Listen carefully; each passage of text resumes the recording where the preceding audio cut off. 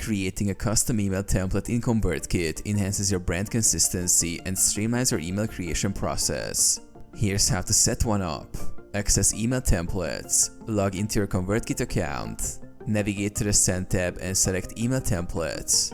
Create a new template. Click the plus New Email Template button. Choose between the Visual or HTML editor. Visual editor. Ideal for users without coding experience. Allows drag and drop customization. HTML editor. Suited for those comfortable with HTML and CSS. Offers full control over the template's design. Customize your template. In the editor, modify elements such as fonts, colors, and layouts to align with your brand identity. Add placeholders like content to define where your email content will appear.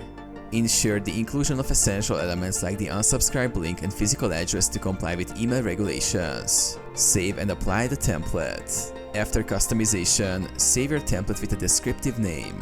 When composing a new email or setting up a sequence, select your custom template from the template options to maintain consistent branding.